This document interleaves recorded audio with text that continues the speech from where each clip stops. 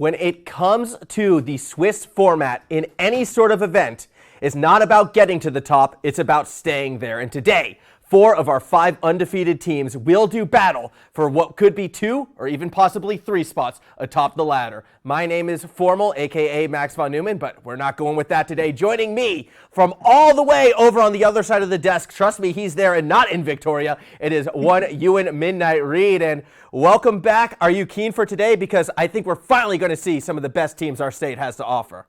Yeah, I'm really excited for this one. I'm very, very hyped to see how this is going to go. Because as I said, these are the teams that are sitting at the top. These are the top dogs right now. And, well, as you said, you've got to get there. To get that top place, you've got to fight to defend it. So these teams are going to have to prove themselves today. Yeah, it's really like a king of the hill type situation, and there's only spots for so many teams atop that hill. That said, as mentioned before, we are going to be bringing you 2 games as per usual, so we'll be back-to-back. Every team that you're seeing today is coming into this one undefeated. So I think the expectation is going to be a bit higher from our end. We're going to be expecting to see a bit more from these teams. That teamwork, that synergy, that's what we're going to be looking to see on display as we take a quick look at the results from last week. You can see right over there, the Mansfield Monkes, they came over the top of Chisholm Maroon. They're going to be a team we're going to be seeing later today, as we're going to be seeing St. Paul Steve as well, which beat the Mansfield Muppets. McGregor Esports, they're still undefeated. They got their win over the ICB Warriors. And Kelvin Grove Green, they beat McGregor GG. I believe that's what that stands for. There are the 4 teams that I believe we're watching out there today, and that other sort of sneaking under the radar undefeated team would be the MFAC crew. They got over the Maryborough Mercenaries, and these are kind of the 5 teams to watch right now. We're going to be seeing 4 of them. Obviously, there are other results happening throughout the Swiss format. I don't know, any sort of names to kind of stand out to you in that? Because as much as I love the TSS Cyber Sharks, it looks like they came a little short down there below. I think my favorite name is going to be Free Jungle, right? Like, come on, how can you not love a free jungle, especially as a jungler yourself, Formal? Like, come on. I mean, well, exactly, and that's why I know jungles aren't for free, something I think the Lions figured out. After all, they live in the jungle, so not too surprising to see them get victorious down there. However, as I mentioned before, it's kind of those top 4 teams, or realistically 5, but for today, those top 4 teams we're going to be looking at: Mansfield Monkes, St. Paul Steve, McGregor Esports, and Kelvin Grove Green. These are the 4 teams that will be playing, as I think we can jump to and take a quick look at some of the lineups for that first match. I believe it is going to be a Mansfield versus St. Paul in our opening match, as we take a look at St. Paul right here. Mitten 9 in the top lane, Admiral KIM in jungle, HuntingU in the mid lane, Real ML in bot, and Rubik 1908 on support. However, it should be worth noting that this team might actually opt to switch those roles around, so we don't really know what we're going to get from them. Yeah, a little bit of mystery is what you've got to keep there from St. Paul's, and it can keep your opponents off guard, which I think is the fun part when you've got flexible players, right? Like, you got someone who, and hey, the change has already happened before our very eyes. Yeah, and there it is. When it comes to Big Band, that can be a bit disorientating, you know. You might have to relearn that comfort picks. You got to go hunt down op.gg real quick to make sure you're getting out the right band. So St. Paul's, I don't know if that's all the flex, but it'll be very fun to see how the team operates today. Yeah, I'm very going to be curious on this one. NiaML jumping in at that last moment. I always have mixed feelings about teams that sort of switch players and roles around. I think it's enjoyable in an environment like this, especially during, the middle of the season.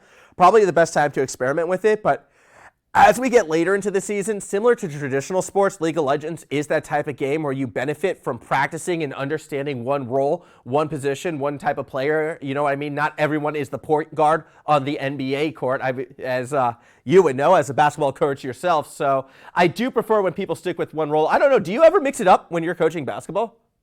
Depends on, again, it's always dependent on the players. Like, sometimes you'll rock up to a game and you've got a kid that's like 6 foot 3 feet, and you're like, okay, well, obviously I'm just going to have you hang out in the key for the next like half an hour because, well, why would I have you anywhere else? So, it's flexibility as well. Like, sure, having a set play style is great, but that's not everything is. Like, you can have the perfect draft for your team, and then you look at the other team and you realize they've got perfect counters, and you're like, well, we've made a slight mistake here. So as much as it is focusing on your team, you've got to pay attention to what the opponents are doing today. And for St. Paul's, against the Mansfield Monkes, they're going to have to pay attention to that draft phase, because I think that is really important.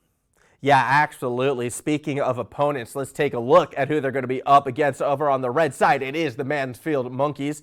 Kipkangaroo in the top lane. I mean, that's a marsupial, not really the same thing as a monkey, but I guess we'll let it slide. Hats 104 will be in the jungle, T1 closer in mid lane, BlazingSpirit in bot, and Pizza Man 101 down in support. I think he wins the award for the best name in this game. I'm just throwing that out there right now. It's making me a little hungry, but that's okay. Mansfield Monkes, we're going to see how they go up. And to go back, I think, briefly to your point that you were talking about before, that flexibility. So far, we've already seen the flexibility come from one side. I think another area, though, where you could see flexibility from Mansfield Monkes, even though they have their set roles, is in your champion selection. Just because you might be something of a dedicated mid laner or support doesn't mean that there's subgenres or some sub-roles in that. Do you want to play the engage support? Do you want to play the mage support, the enchantress support? That's where I like to see flexibility in League of Legends, and that's, again, going back to your previous point, why that pick and ban, why that draft phase, and why strategy can be so key and so component in a game like League of Legends.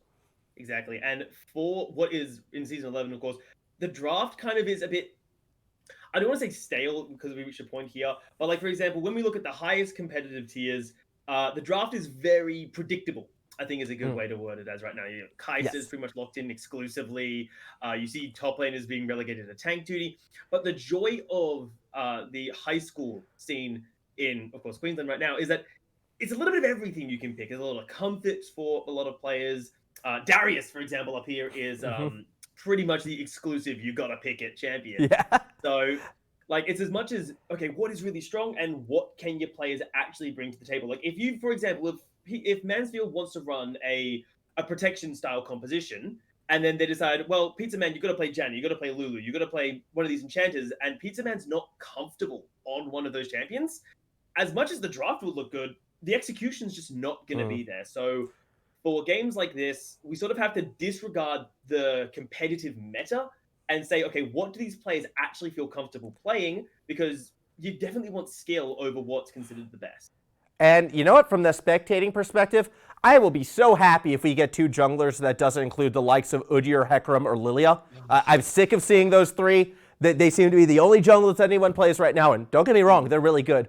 But I do want to see that variety. However, because we're kind of approaching that midpoint of the season as well, and these teams have found that early success, I do wonder if this is where we see that sort of, I want to say, trial runs. They get to experiment a bit, and maybe it's okay if they don't execute correctly in a situation like this. Obviously, you want to stay undefeated and stay atop that ladder, but in a situation where it's the top 16 teams that move on to the playoffs out of a pool of 20 squads, you're usually feeling pretty good by now that you'll at least make it, so why not go for a little bit of an experimental play? And if your execution doesn't work necessarily in this game, well, you'll have that research, you'll have that data, you'll have that experience to prove on it next time. So many ways you can take this game right now, and again, I have to throw it back to why events like this and why high school esports, I suppose, can be important in that regard, because we are going to be challenging these students' critical thinking, how they handle adversity, how they handle, situations in order to plan, strategize, communicate, work at the team. These are the skills that high school esports does help teach. And it's so exciting because we get to watch it play out in live action in just a minute and a half. Yeah, and I think for me, and this is me as a basketball coach, me as a caster, hell, me as a technically teacher in a ways, is I'm not so stressed on the execution, because they might come in with an idea like, okay, let's try, a Jace top lane and, I don't know, like a Nidalee in the jungle and try and like hammer through top lane. And the idea is a solid one, but like maybe there's a mechanical mishap. Maybe there's a counter gank that they don't plan for. But it's the idea and the idea that is the fun part. And if they can get the execution, then all the more credit. But if the execution fails, it doesn't mean the idea was bad. It simply means that the mechanics maybe need a little bit more love before you can try run it again. Yeah, today is all about teamwork, I believe. Strategizing, teamwork, playing the map. Those are the key ingredients I'm going to be looking for and keeping my eyes on tonight. Above all else, obviously, when you sort of look at it, it's a responsibility to your team. It is respect being shown to your opponents, and it's resiliency in finding a way to work through those adversities. Now, 30 seconds to go. Let's have a little bit of fun before we kick this one off. Midnight, what is one champion that you are really looking forward to seeing today? I mean, okay, I want to say Darius because that's like the Queensland special, but I feel like that's a cheat answer. I want to see Jace. I feel like Jace is actually in a good spot right now where he could be like rising up in the top lanes, like sneaking up on stuff against Nah, But will it get played? I don't know. All I can say is that if we see an NA here, it'll still be better than NAJ, so I think it'll be fine. True.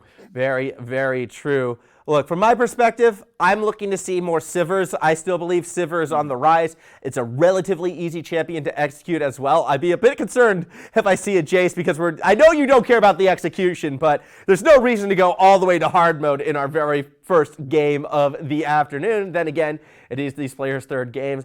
Either way, I do believe we should be going to pick and bans any moment right now just because the timer wound down. We just still got to straighten everything out, so fret not. We will be there. Actually, I'm kind of curious because we're talking about different strategies and different ways to approach the game. Clash was last Sunday. Did you sort of implement any sort of team strategies, and how did you find it worked out for your team? Does running it down and losing in 20 minutes count as a strategy? Because if so, then we nailed it.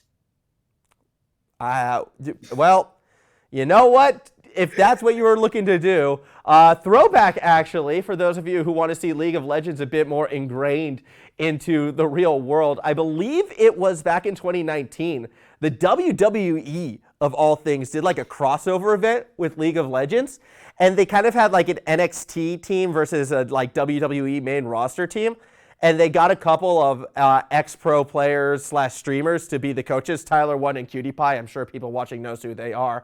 And Cutie Pie's strategy was literally just that to one champion at the time, Seth Rollins, where he was just like, your strategy, pick Teemo and just run it down mid. And keep doing that. Keep running it down. Of course it's the Teemo where that gets pulled out. Not the Sion from... Because I think 2 years ago was like that in-team strategy where you just push turrets all game. That actually was the strategy of their top laner as well. I think Cesaro ran that. But yeah, it went about as well as it did for you. So they had a good time and lost horribly. But yeah, Cesaro actually stuck with playing League of Legends as well, I'm pretty sure, and is like climbed his way to plat now. I'm pretty sure only playing Sion as well, so there you go. Sometimes I suppose it can be a strategy. Granted, that was in the past, not so much now. I'm hoping we don't see that situation today. When I'm looking at these teams, I always like to look for the easy-to-execute wombo combo. I think that can always be effective in high school esports, so I wouldn't mind seeing, you know, your Malphite, your Jarvan, something along those lines to sort of lock people in place. I don't mind Misfortune in events like this just because of the bullet time that can sort of follow it up. Even Kennons I'm okay with, even though their difficulty is a bit harder to execute. I don't know, for you though, what sort of team comp would you be expecting to see? I mean, honestly, the teamfight execution is the most logical one to go through. As you said, level of execution is relatively easy to go for. Like, you just group up as 5 and you just punch your way through the other team. There's less room for mistakes. So I love 1-4 compositions though, like, you know, one guy on a split push duty, whether that's the mid laner or the top laner. But the problem with those styles, it requires a lot of coordination to actually execute properly, right? You need to have proper ward control, you need to have correct lane allocations, you need to have correct push timings. So, like, as much as I love watching a good 1-4, it's really hard to execute properly without, like, really good coordination. So I feel like these are the weeks you could maybe get away with something like that, but, like, it's a bit of a struggle sometimes.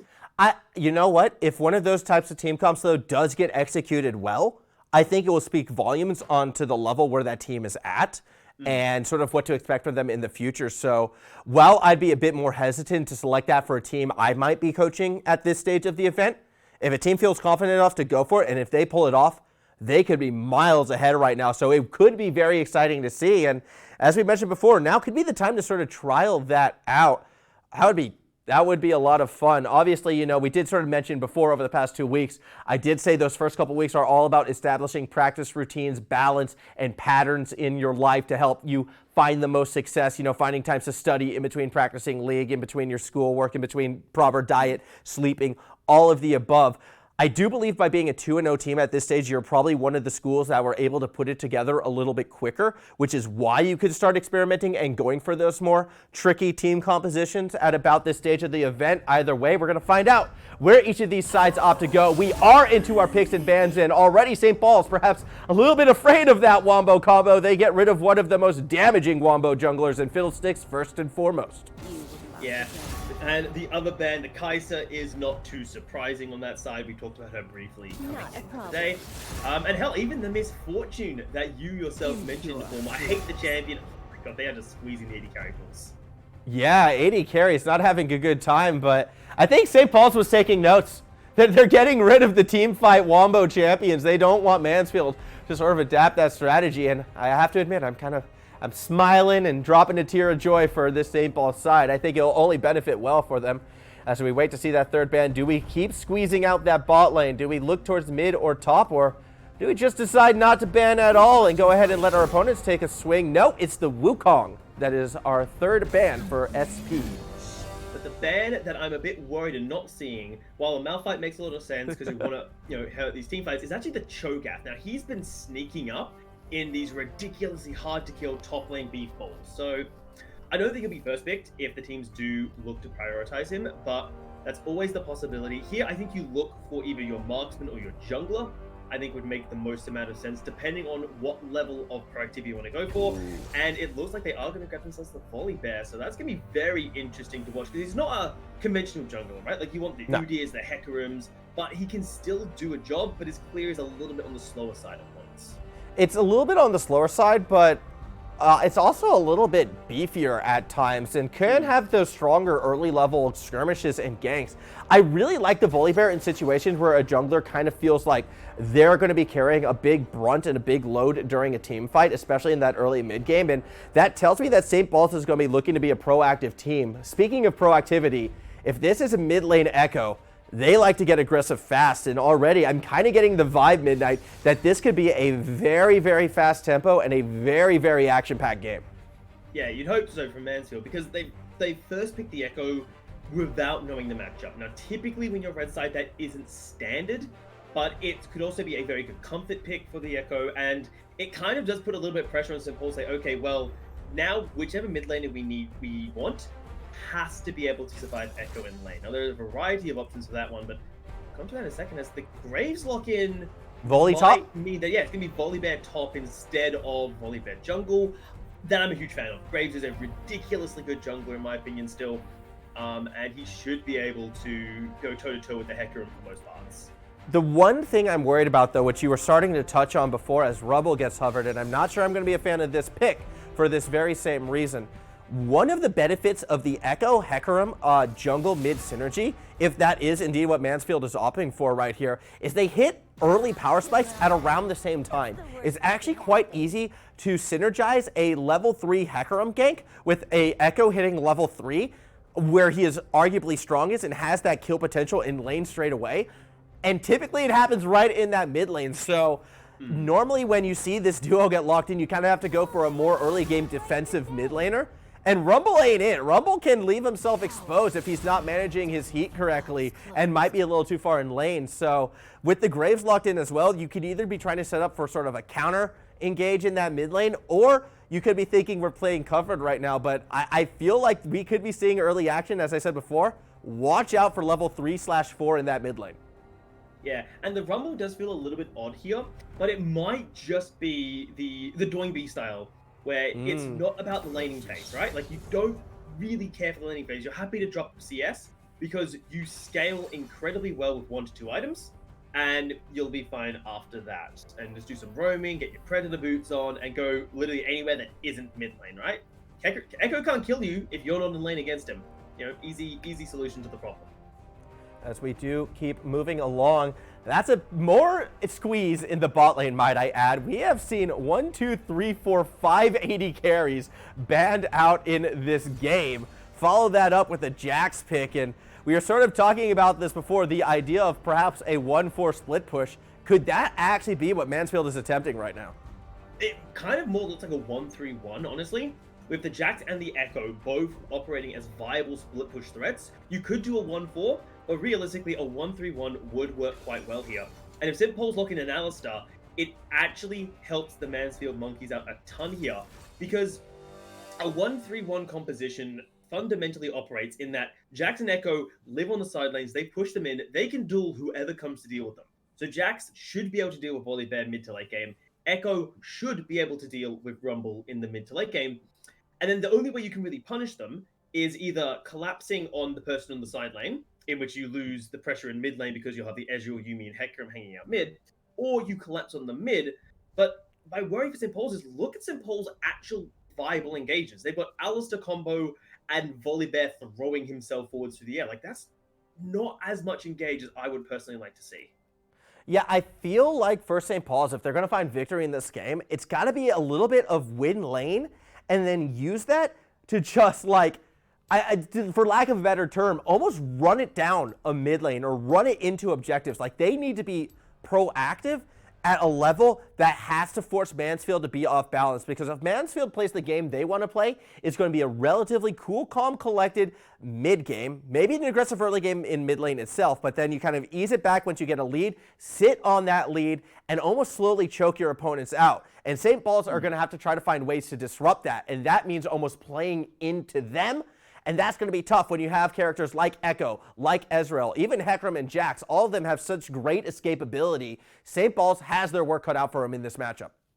Yeah, it is a bit of an uphill battle. Again, St. Paul's can do well here, but it's very much they have sort of grouped together as 5 and smash down objectives. I'm talking early dragons. I'm talking fights around Rift Heralds. I'm talking having the Dragon Soul pre-30 minutes level of aggression is what I need to see out of St. Paul's. Because that puts their composition in a great position. If Mansfield has to come to them because they're threatening Soul, they're threatening Elder, they're threatening Baron, whatever major objectives they're threatening, Mansfield can't execute their 1-3-1. They can't execute their 1-4. So Mansfield's greatest strength becomes nullified. They're forced to walk in, and then if you walk into an Alistar knock-up combo, a red carpet, Volibear throwing himself on top of you and just murdering you, like, St. Paul's wombo fight is fantastic, but they can't be the ones to start the fight, realistically, just because it's so much harder for them. No, it's a tough ask for St. Paul's, but they have the damage. Like, I'm not going to deny that. Between the collateral damage, the equalizer, and Samira just spinning and Beyblading everywhere, they can very quickly put a lot of hurt onto Mansfield. I do feel Mansfield, if they're able to execute, probably, arguably, does have the better draft in this situation, but it all is going to come down to that execution, which we were talking about before, might I add. This is the week where we need to start seeing, execution team strategies come into play. This is so much what I was hoping to see right now, because Mansfield, the gauntlet has been thrown onto you. Can you execute this team comp? Have you strategized and planned out accordingly? Because if you have, this could be your game to show it off. But if you make mistakes, St. Paul's is going to punish you, and they're going to show, you know what? You're not quite there yet, and we are the superior team today. But the way that Mansfield can play around this, there's 2 ways. Now, we talked about before Ekko and Hecarim, right? You can have the level 3 all-in, just pile on to HuntingU, because Rumble really isn't that mobile. But the other lane I think that we could keep our eyes on is actually his top lane, right? If Jax gets ahead, it is nightmare fuel for everybody. Now, typically, because Jax has his dash, he can get on top of you. Even if you've got range, he's really hard to kite out. Pair that with the fact that St. Paul's hasn't got range.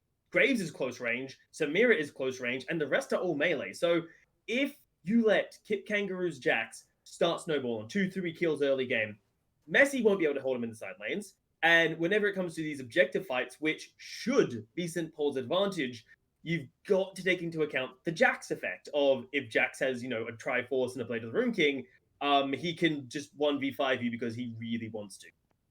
Yeah, that's one aspect, and the other aspect as well for Mansfield, because it keeps piling on, right? We're talking about how it's going to be close quarters, and that's where Jax wants to be. He wants to be in there brawling. And you know who wants to sit behind and away from close quarter people while throwing down mystic shots, constant damage, being annoying, unable to pin down? It's going to be BlazingSpirit on that Ezreal. I mean, there's potential for this Ezreal to go through these fights untouched, especially with a Yuumi in his back pocket. A Yuumi, which, by the way, can also go aggressive now because of that Hecarim we're talking about before. You give that horse some zoomies, and all of a sudden, he could be looking to one-hit anyone who steps out of position. I really, really like Mansfield comp. I think that's obvious by this stage. Everyone plays a really, really strong role, and I think they synergize so good together. It's why I'm excited to watch this in action. I feel like we could talk about all day all the various ways Mansfield can win this, but real quick before we go to that rift, St. Paul's, if they're going to step up, if they're going to find a way to get over the top, if they can find any way to even be proactive, who are we going to be looking for in that situation? It's got to be Admiral KIM in the very early game. Graves, good clear. He can go for these early ganks. And rush Mobies on Alistar. Get that roaming gain online. Visit mid lane. Visit top lane. Surprise them, because if they can't see the mad cow coming, there's nothing that they can do about it. So those are the two people for St. Paul's who need to do well, because if they get ahead, Mansfield will struggle in bits pieces. They haven't got traditional engage. They've got Hecarim throwing himself forwards and Yumi's, I might catch you with my book combo. Yeah. But that's not good enough of engage to catch up when you're behind, in my opinion. It can work, but it's high execution, and I'm always a fan of, easy to execute engages like a Gragas or a Nautilus, or a Malphite, for example. Yeah. So the go buttons, easy to execute go buttons. That's what we're looking for. And realistically, the best one that I see here probably actually is that Alistar combo out of Rubik. So I guess that's an advantage that goes to St. Paul's. That early lead is going to be so critical in this match. As soon as we're able to jump over onto Summoner's Rift, we will see how this one goes down. I'm with you, though. If we can get Rubik out and roaming, that's going to be so key for St. Paul's. It actually is going to bring things back almost to that vision game and how these junglers are going to play around it. I actually do want to see early sweepers from each jungle at this stage, because if they're going to be looking to have that impact, that's typically the route you want to go. And on that same token, I wouldn't be surprised to see both of our bot laners grab an early sweeper as well before switching back to the ward in the future, just for that future protection. I do believe it's going to be required, because if either bot lane pushes too far ahead in lane, we could see that back up and blow up in their face. Speaking of blowing up, we're going to blow up some action onto Summoner's Rift, because we are finally here. St. Paul's rocking out in those sweet blue colors. Mansfield, meanwhile, styling in red. On the Rift we go. And it's a Cloud Drake to start us off. And that's a little bit interesting, because I'm not sure that might have as large of that impact had an Infernal had in this situation. It's a bit of not the ideal first dragon if you're Mansfield, but actually I think it's a great dragon for St. Paul's. I talked about how I want St. Paul's to have early dragon priority. Now, a lot of teams, and I think we're all guilty of this, we don't put a lot of priority on the Cloud Dragon, because, well, why would you?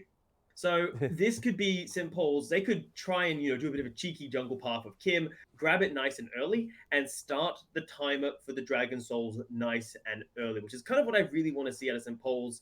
Also, because look what Kim is running. He's forgone the Flash and has grabbed the Ignite. So a little bit of extra combat power to boot with the Graves. Yeah, that's going to be interesting to watch out, as he will be opting to start bot side. Similar play from Hat, starting top side, so each jungler going for the red. I somehow doubt we're going to be seeing any horizontal jungling. As brawly as these junglers are, I don't think they're going to be looking to sort of meet up with each other at any stretch. It could be a little bit too risky at this stage of the game. What we are seeing, though, which I find interesting, is a little bit of a fake leash actually coming out from MESSI and Snow. And I'm curious if that's going to be enough to throw Hats off balance and not be able to track Admiral KIM effectively. Realistically, it probably shouldn't. Most junglers do start on the bottom sides nowadays, so you should have a pretty good idea in those first couple minutes that, hey, that has gone on. And even if it has, what is now the next step forwards, right? Like, do you go for an early invade? It doesn't look like Admiral KIM has any really intention to. He's done 2 buffs. He's now clearing towards that top side. Top lane, Jesus. Yeah, MESSI, I've been watching this, just not letting Kipkangaroo get anywhere near the farm, just harassing nonstop. And that's going to be a bit unfortunate for Kipkangaroo. At this stage, what you want to do, I feel like, is chip away perhaps at MESSI and maybe call Hats up for what could be an early gank, but he's going to need some help. Volibear already setting a very aggressive tempo up top. And it's kind of what you have to do. Again, if you let Jack scale, he's going to come online in this night. But look where Hats is going. Oh, no. He's doing they're doing exactly what I said. Kipkangaroo is just trying to chip away, get as much damage as they can, because they're going to need this. But MESSI's still healthy. Either way, Hats is going to get him underneath that tower. Kipkangaroo goes for the counter-strike, forces the flash, but they keep chasing. And here's where things get dicey, because Admiral KIM's going to arrive on the scene too little too late to make the save, as Ignite's going to take away and return blow for blow. Kipkangaroo and MESSI each taken out, but Hats is so low. The red buff slowly burning. One last auto will secure the double, and Admiral KIM gets the start that every Graves needs. Yeah, and from Mansfield, that was a good idea. We talked about Jax getting ahead. He's unstoppable. So the very first gank from Hats is, okay, let's get Jax ahead. He's struggling in this lane. Let's try work it. But Kim saw it coming. That's why we saw Kim rushing his camp. He did a full camp straight into a topside gank. The counter gank was really well done. The ignite onto Kip, and now Kip, is in a really rough situation. Yes, he's got the kill under his belt, but he needs to be careful. Oh no, Kip, I don't know if you wanted to jump in for that. Admiral Kim's going to make his way up, but not even required, as MESSI and Snow is going to go ahead and get his first kill of the game, and that screamed of desperation to me, Midnight. Yeah, it's very standard for a lot of top laners. You die to a gank, you come back in, and you immediately try and fight. And for a Jax, it isn't a bad idea inherently. Jax, despite being a late game powerhouse, is actually really good in the early game because he nullifies your ability to fight back with a counter-strike, right? The problem is that if you do not nullify a large chunk of damage, it's pointless. And mid lane had to just come in for a visit.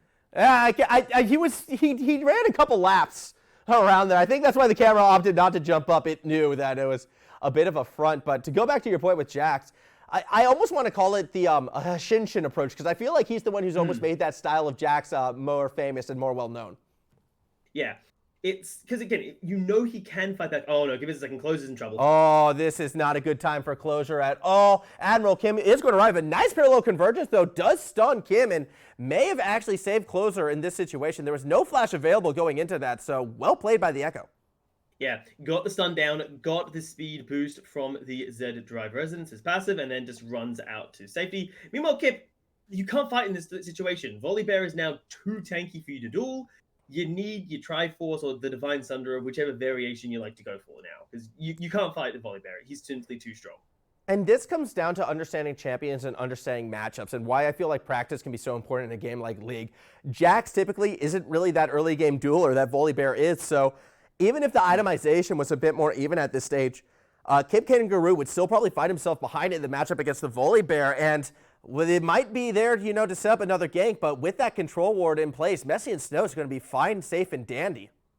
Yeah, even with both junglers visiting topside as well. So leaving the bottom lane alone, which, hey, it's Ezreal Yuumi, there's no point ganking for or against it because you're never going to get anything. So I love that both junglers have focused the top half. Now, yes, it does slow down when I talked about the, give us a second, Kangaroo. Oh, a nice little ward hop, but it's not quite far enough. Admiral Kim does way too much damage already.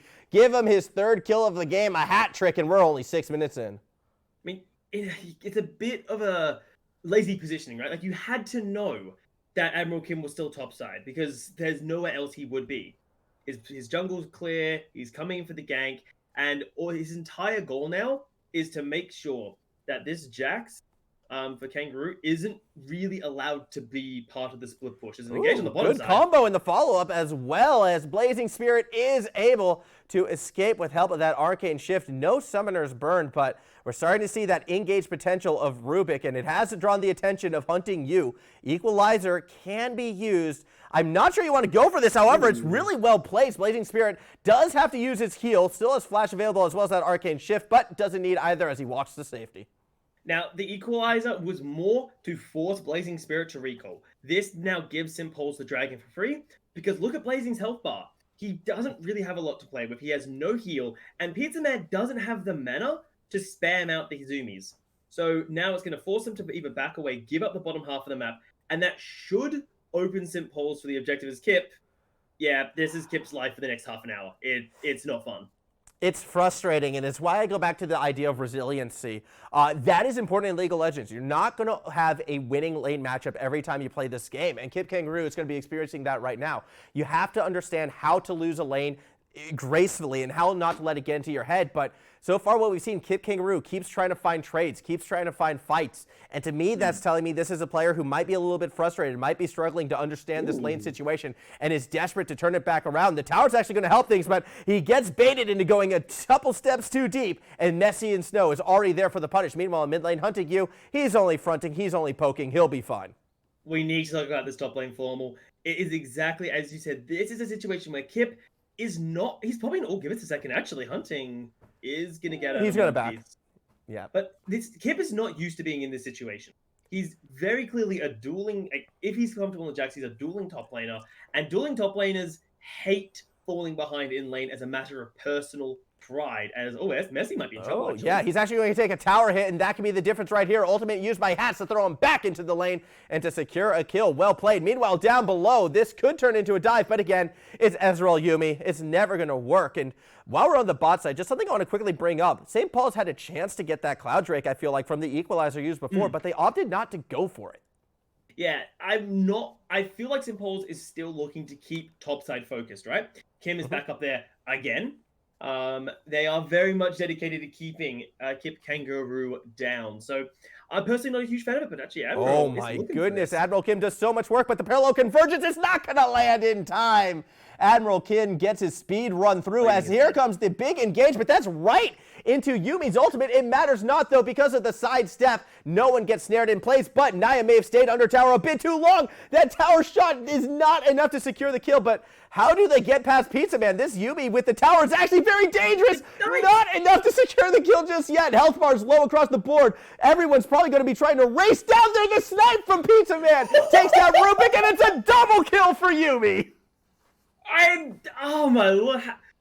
Step one was good. Kill Blazing under the turret, move on. The problem is they overstayed for the Yuumi, and Rubrik, I don't know if he forgot he had Ignite, but he could have just slapped Ignite onto Pizza Man, walked away, and the Yuumi would have burnt down. But I think he just forgot about it, and now our two junglers butt heads level advantage, though, in favor of Admiral. Yeah, and also has backup from behind with HuntingU. That does mean Hats is going to try to run the other way, but BlazingSpirit is able to jump over the wall and cut him off. Now HuntingU in a world of hurt, nowhere to go, and a few over-aggressive plays from St. Paul's is actually starting to work against them right now. They did secure the Cloud Drake amongst that chaos, but it was looking like a one-sided affair until literally a minute and a half ago. And it's a few oversteps from St. Paul's, right? Like we saw the dive down bot lane, which was a good idea, but execution wasn't as ideal as you'd like. And then Admiral Kim losing his mind a little bit, trying to so focus on stealing the objectives, doesn't time the fact that Blazing is coming back to lane after being killed. So a bit of over-aggression, but it's standard, right? Like you get ahead, you be a bit aggressive, you realize, oh, we can't do that, as, oh my god. Oh, this is going to be, that's the zoomy Hecarim we were talking about before. MESSI and Snow is a bit of a raid boss at this situation of the game, having been kind of bullying Kipkangaroo, and you can see that right here, actually flashes forward under tower in a 1v3. All right, there's aggression, and then there's pure insanity. Meanwhile, up top, HuntingU and Kipkangaroo are going to go at it. The Counter-Strike does connect, but now Kipkangaroo's right where you want him to be until rescue mission from Hats. Admiral's going to come from behind. There's the ultimate out of Yumo. It's going to hold Admiral Kim in place. Kipkangaroo does not have the damage to stop this Graves, but the Counter-Strike will stop the autos. They get the stun. They get the re-engage, and on what looked to be 20 health, Hats gets himself his third kill of the match. I cannot believe Hats and Pizza went back to save Kipkangaroo. I think in most cases, you run. You do not want to risk giving 2 to 3 kills over to Admiral Kim if that is misplayed. But the Counter-Strike from Kip bought so much time. And Kim, he didn't hold his shots. When the Counter-Strike is up, you just can't auto-attack as the Graves because you only have 2 shots before you got to reload. You've got to make sure that they're connecting. He fires his shots too early. He starts reloading, and at that point, Hats realizes, hey, he can't fight back. Do you like initial D? Do you like initial D? Because yes, BlazingSpirit's in trouble, but look at this Hecarim! He's going on the gas as he barrels right over Nia. Rubik will be cut down as well. I saw that coming up through the jungle. I saw the Yuumi on the Hecarim, and I knew BlazingSpirit, yeah, he's gonna be fine. And into a bait coming through there, because again, we know with an Alistar and almost anything, you dive them, right? And oh my, he's 2 levels down. Yeah, but he's actually winning the trade. It can only last for so long, however. It was just one slap, which kind of pushed him away. This game has flipped on its head, though. Like, we are seeing, this is sort of that kind of crazy, aggressive game I think we're sort of expecting could be the case in this situation. Granted, not necessarily in the way we may have been predicting, but a nice little jump is not going to be enough. Kipkangaroo, this doesn't end well for you. He got the stun, but still gets slammed as MESSI and Snow gets his 4th of the match. Kipkangaroo is still playing with the mentality of he is even to his opponent, which unfortunately is just not the case. Yes, you may have one item to one item, and the Blade of the Rune King is fantastic on the Jax, but you need a second item. When you fall, because he's been struggling in lane, he just doesn't have the gold that he really wants. He needs that second item ready to go, and then he'll start winning those duels against MESSI. So we need to see that before he continues trying to push his luck. Because I like the aggression, right? I love it. But you just need to know, okay, I'm not allowed to play here because, well, the big kids are playing. Well, oh wait, Admiral KIM's from behind as well. Hats getting caught out in his own jungle, as that's a little bit risky for Closer. Walks straight into the affair. That is an equalizer, which will zone out the rest of Mansfield from joining from above. Kipkangaroo going to be that first target, will get cut down as Closer jumps right into MESSI, but helps turn things around. Here comes a little bit of that fire spitter. Hats is still able to slice and dice his way through MESSI and Snow, as eventually it does believe that everyone backs off. HuntingU should be able to walk out of this one, but Hats is going to try and find that re-engage. The horse a bit faster than the robot under the tower. Do we even make it there? Yeah, but it's not going to matter much as Hats gets the kill as the rest of St. Paul's takes that bot side tower. Explosive aggression all around the map. As St. Paul's realize, okay, our aggression kind of let the other team get back into it. Okay, we've got to play this smart. How do we do it? Well, we go in. And looks like we got a little bit of a cutout right there. All well and good. 14 minutes, 18 seconds into this match. I believe what Ewan was trying to say, though, is, yeah, we are seeing that aggression in action right now, and it's definitely leading to a more chaotic game than we would necessarily be expecting. What I find interesting is I'm kind of getting the vibe that Mansfield might actually be out in front here despite being at that goal disadvantage, just based on how St. Paul's keeps getting over-aggressive and keeps being punished. These, like, again, the over-aggression isn't inherently a bad thing, right? Like, you need the aggression, and with the style that both these teams are running, if you're not going to be aggressive, it's going to hurt you more than it's going to help you. But it's points where you need to acknowledge, okay, well, I'm not allowed to fight them. I'm not strong enough, I haven't got the damage output, or my team just isn't in the position to do so. So I'm hoping that the next couple minutes, maybe, both these teams take a step back, say, okay, let's slow the game down a little bit, but, this happens instead. I mean, Hecarim just finished the Dead Man's Plate, all right? So I don't think Hats picks up that item and thinks, I can go even faster now, but I better play reserved. I better hold back. That's just not on the equation. And with the way how MESSI and Snow's been looking, I think it's pretty much bear. He's role-playing an actual polar bear and wanting to fight everything. Ooh. Meanwhile, a pick happening onto the blue side jungle. That is Admiral KIM being found out, and that's got to feel good for Mansfield. Yeah, Admiral KIM not expecting to get ambushed in his jungle here, and now Mansfield looking for the flank coming through with 3 members. I like how MESSI and Snow just cuts off that flank solo while Hats is left alone with both Nia and Rubik. Ultimate's already being used, and Hats is going to get flashed upon. He will go down to Equalizer, doesn't connect with anything as the counter-strike actually gets a big 2-prayer and stun, and that nearly it does turn things around, so they go 1-for-1 trading with Nia. Meanwhile, up above, Yumi trying to help Closer get out of a tough situation as the raid boss cannot follow over the wall, but HuntingU still might be able to cut them off. Some shots over the wall, and there is that flame spitter. Burn, baby, burn. Yet Closer stays alive long enough for Rubik to be the one to secure the kill, and we've seen a tower dive on this Yumi go poorly once before. Does it happen again? Pizza Man under the tower, going to try to stay alive, but the flame spitter does too much work, and HuntingU burns that kitty down. The flank coming out from Mansfield looked like it was going to go so well, but MESSI bought so much space. It was kind of ridiculous there. And by the time that we did see Closer actually get into the fight, I think he was at less than half health, because MESSI just basically all into him, made sure that the Ekko was basically irrelevant for that fight. And then suddenly ML was just like, okay, cool, well, I'm basically been left on my own. Who wants to get ulted?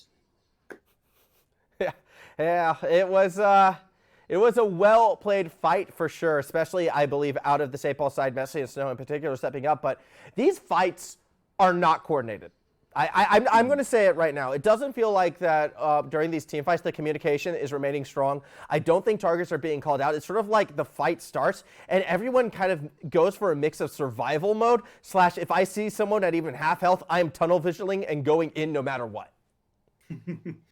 Yeah. And in some ways it can work, right? In standard front-to-back teamfight comps, that actually isn't inherently a bad way to play them. The problem is that neither of these comps are inherently front-to-back teamfights, with St. Paul's probably being the closest to it. But St. Paul's is almost a discount dive comp, and oh my god. Okay, we got 2 fights happening again, one in mid, one in top. I don't mean to cut you off, but these guys just don't know when to stop. Kipkangaroo should get gunned down underneath the tower up top, and back towards the mid lane, it does look like the disengage from Closer was successful.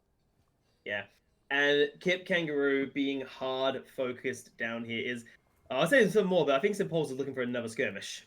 Yeah, oh, that equalizer actually is going to cut off the Mansfield escape, and now Hat's in a lot of trouble. But with the Yuumi, that's going to be one fast pony, and on their way to win the Melbourne Cup. Looks like they're going to escape the jungle, but that leaves Closer in a bad situation, forced to drop the chrono break, and they actually escape as a re-engage from Hats is going to disrupt that back line. They find the kill on the Admiral KIM as he looked to chase, but now Hats is surrounded by 3 members of St. Paul's, yet stays alive. The sustain on Hats right now is just too much, it looks like, for St. Paul's to handle. Nia finally gets involved and is able to pick off Closer on the back end as Hats again zooms away. I love how fast this Hecarim goes, and I don't think St. Paul's can keep up even if that Hats is running towards their base.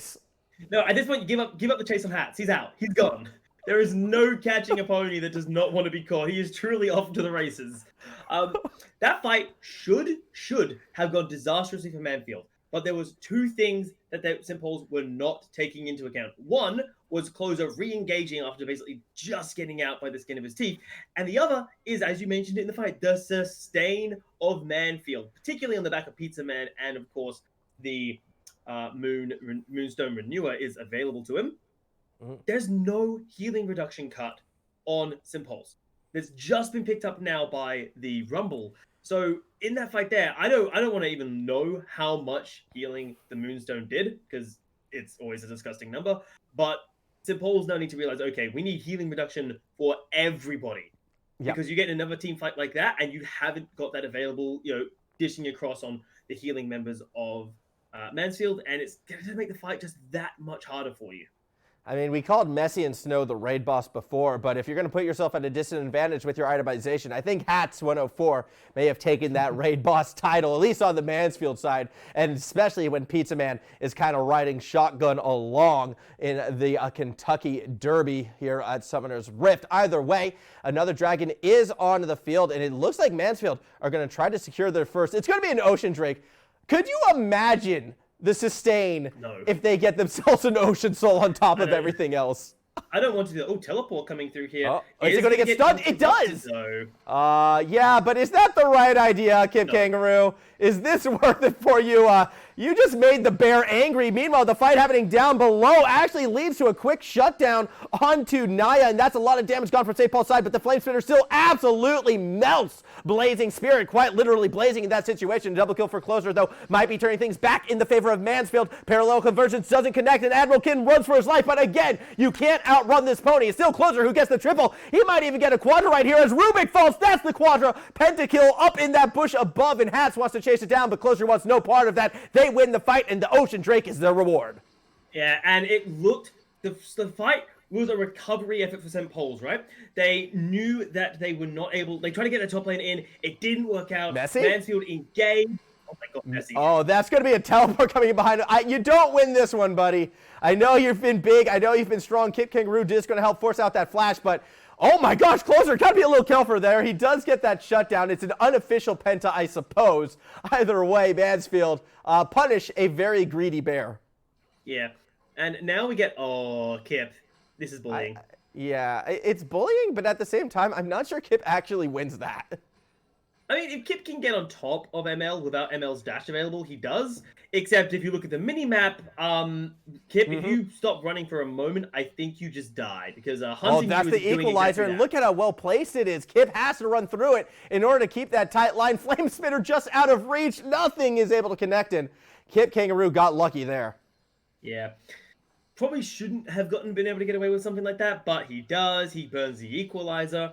And Mansfield could try and use that to say, okay, I'll set up around the Baron. They've got no equalizer, but realistically, probably not going to happen here. Mansfield probably want to give Kipkangaroo time. He's finally gotten his 2 items, but the 1-3-1 and that 1-4 that we were talking about earlier in the day, it's not going to happen. Kipkangaroo is just simply not in a position where he can duel MESSI and win. He's been a level down or 2 levels down for most of the time. He's half an item down to boot. Like, it's not a fight that you can realistically expect the Jax to be able to win, even if he plays it perfectly. This game, it feels on a knife's edge, even 22 and a half minutes in moving forward. It's almost turning into the MESSI and Snow versus Hats 104 battle. Eventually, NiaML and I think BlazingSpirit are going to have a larger impact in some of these team fights if either team is going to get a more secured advantage. Yeah. Oh, I'm getting a little alarmed right now. Blazing is bot lane. Like, if St. Paul's realizes St. Paul's could absolutely pull the trigger and try force like a 4v5 right now. I mean, he's bot lane without flash or heal as well. Like, that is such a risky split push, and I think Blazing, recognizing the situation, has recalled, but it's also to try to catch that wave up top, and MESSI and Snow might actually be able to punish. This could be a really well-played thing, but MESSI and Snow makes himself known a little too early. Can Blazing even step up to this Volibear? No. Oh, that's spooky. Oh, no. Oh, no. Again, Kip might keep getting cut out, but it was bait. The damage too much out of Hats actually gives Kip the kill, who stays alive with the help of Pizza Man. Parallel Convergence is going to stop that Alistar in his track as Rubik falls in. To answer the question from before, no, Blazing cannot stop MESSI and Snow. A disaster in the top lane, but a victory down below. This game is turning into a base race, Midnight. Yeah, we're going to get base race in this situation. It's not going to be a full base race because we're already seeing MESSI go and recall, but NL's is going to get died and killed here. Yeah, he's forced to burn flash, but the follow-up's immediately there from Closer. Nia barely able to stay alive. Actually got the kill on the Kipkangaroo on the tail end, and now Closer needs to be careful because here comes that bear smelling a wounded seal in the water. Closer is going to have to run for his life right now. He's going to drop that parallel convergence. Hopefully it does pan out, but nope. Instead, they're going to try to play the cutoff game. Nia spotted in Closer's sights, going for that re-engage. This is so risky. I think Closer recognized, I'm not getting out of this one, and does fall to the ADC. I feel like if Closer just kept running, he could have actually gotten out there alive, but I feel like he just went into the mindset of, well, I'm not going to make it out of here, but he had a massive bounty on him. I think for a bounty, you just have to keep running. You can't afford to be willing to give up a bounty to the other team there. So a little unfortunate that he did go down on that side, but fantastic for that for St. Paul's because that is just more gold in the back pocket of a Samira. And look at her itemization formal. That is nothing short of nightmare fuel. Shield bow. Oh. I mean, I was saying I wanted to see these AD carries get a bit more involved. I do believe NiaML is in that position where all of a sudden you can't just be worried about MESSI and Snow anymore. You've now got two fairly significant damage threats. Not to mention, we've already seen Hunting use equalizers and what that can do in a team fight. So St. Paul's, I think they're in the lead, and not just because they're only 300 gold ahead. That 300 gold means absolutely nothing right now when we're looking at team advantages. It's just about the tools and the items that are currently available for them. And if we see a proper team fight, it may go St. Paul's way, but I don't think we're ever going to see win this game. It doesn't really feel like in either team's repertoire. One more look topside. I see it. Oh, Kipkangaroo's in a little bit of trouble. He'll be fine. He can walk away. No, don't turn back. Kip, you had the right idea. No, Kip, no! Oh, it's too little too late. Admiral Kim is going to go ahead and drop that smoke screen. Kipkangaroo now realizing at this point they may have messed up. Nice little sidestep, though. Counter-Strike will get a stun on all three members and jumping over to the ward. This could be the escape of the century, but you do have Rubik on the tail end looking to cut him off. But time has been bought, and Mansfield are setting themselves up in mid lane. Kipkangaroo does eventually get mauled down by MESSI and Snow. It nearly happened. Kipkangaroo bought so much time that Mansfield took a turret. Like, they also are getting Dragon as well. Like, they're getting Dragon as well, yet that doesn't mean St. Paul's is done just yet. They thought they had Closer. They're not able to get there. I mean, that is the most heroic sacrifice, I feel like, for Kipkangaroo, but the question is, do they get the Dragon and get out in time? The Dragon is low, it is secured, but BlazingSpirit has already been burned down. 3 members of Mansfield still standing, but they're going to lose Closer as well. The Chrono Break only can buy so much time. He does get so close to taking out Admiral Kim, but is unsuccessful in doing so. Only Hats and Pizza Man get out alive. Mansfield sort of making the best out of a bad situation there. Kipkangaroo gets caught out. He buys so much time that I don't think he has any right to buy, that at least they can secure the Dragon. But the problem is they put, I think, BlazingSpirit on zoning duty. The Ezreal should be in the pits, wailing away on the Dragon, kill that as quickly as possible, and then get out with as many people as humanly possible. Instead, Blazing went on zoning duty. Blazing gets caught by the Alistar. Blazing goes down. And now Mansfield, they've got a bit of a problem because they're not going to have enough power to go check the Baron where St. Paul's... If St. Paul's was setting up an ambush right now with 5 members, these 3 members of Mansfield just die. Oh. I was ready for some initial D right there, but instead Rubik, it's just sort of that first big wall. Still, we're jumping into this, and this is not what Mansfield wants. The True Shot Barrage doesn't do anything. Instead, St. Paul's is just walking straight through Mansfield's a little bit of a pitiful attempt at a fight. And now, with 3 members out of the way, a triple already for Nia, going to go for that Quadra. Not going to be able to get there in time, although Closer actually doing a fair bit of work. Will find the kill onto Admiral Kim. Now Nia gets involved, is dominating. Is it the Quadra? Come on, Riot. Not going to be given to him this time, but 4 more kills do go in favor of the blue team.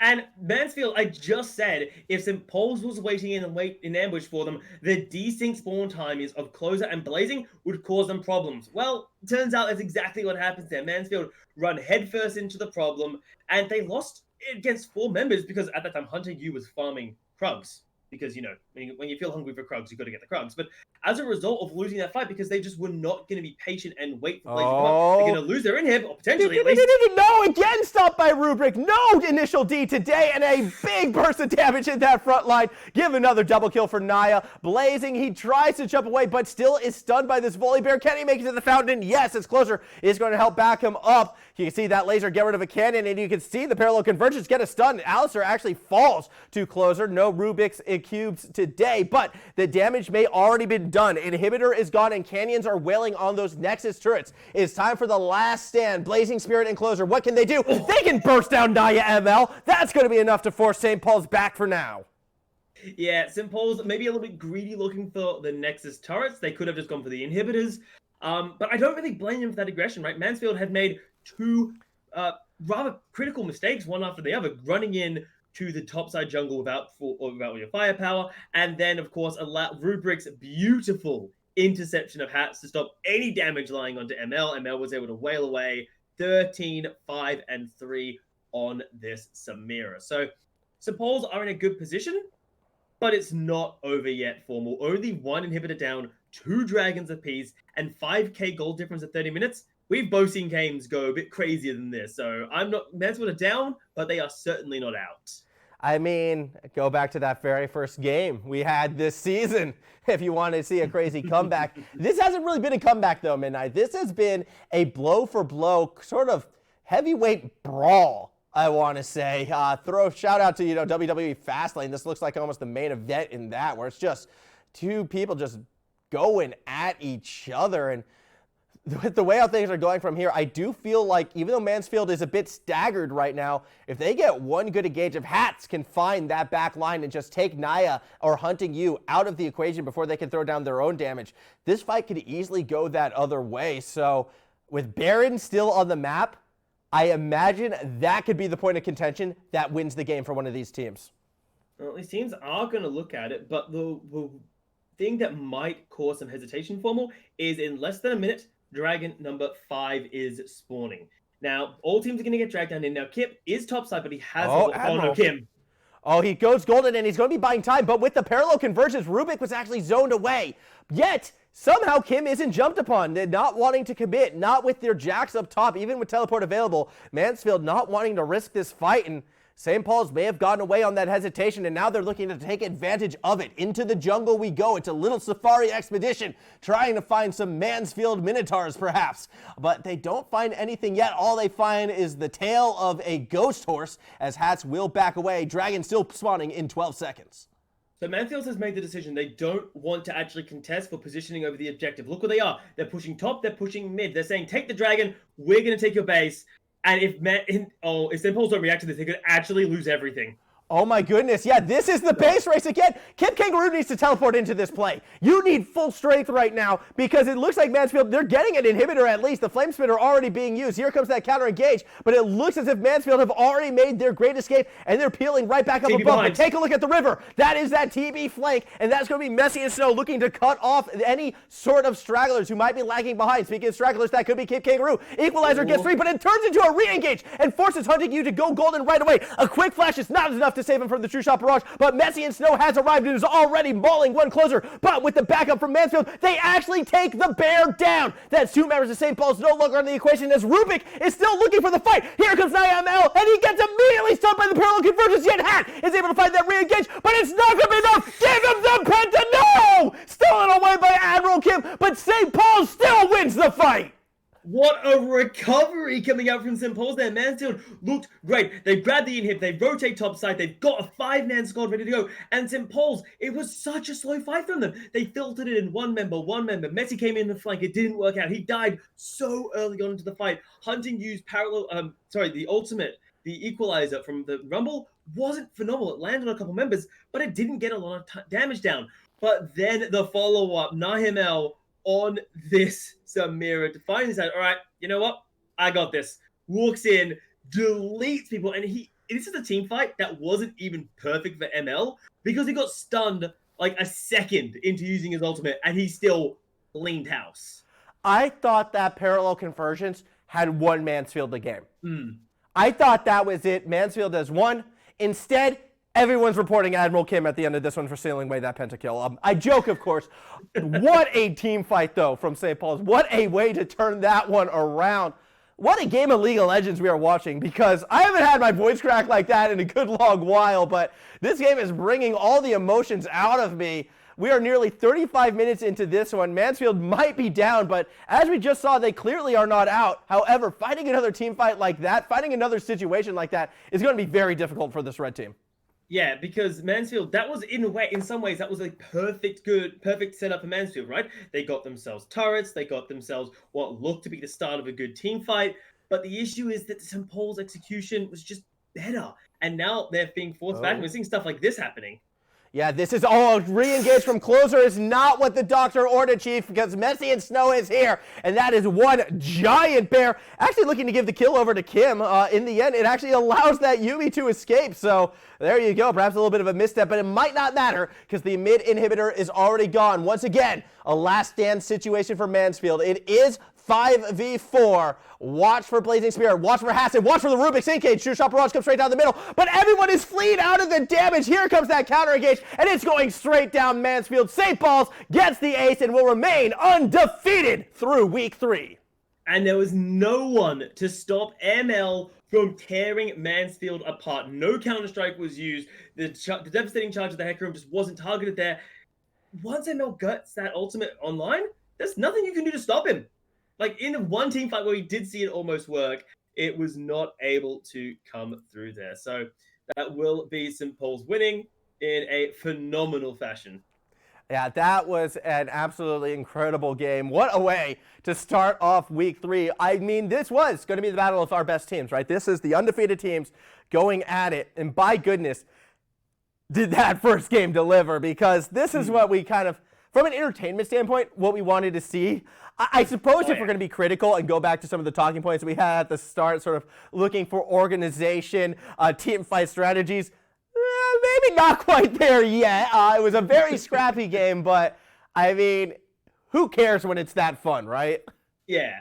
Oh, that was a phenomenal game coming through there from both sides as well. Like you could look at that game, and even from Mansfield, there was some brilliant points in there. Hats moving, like breaking the sound barrier, paired up with Pizza Man, just coming in, running people over quite quickly. But there were points in team fights where it wasn't enough, right? Like, and those last couple team fights, ML, it was ridiculous what he could get away with on that Samira.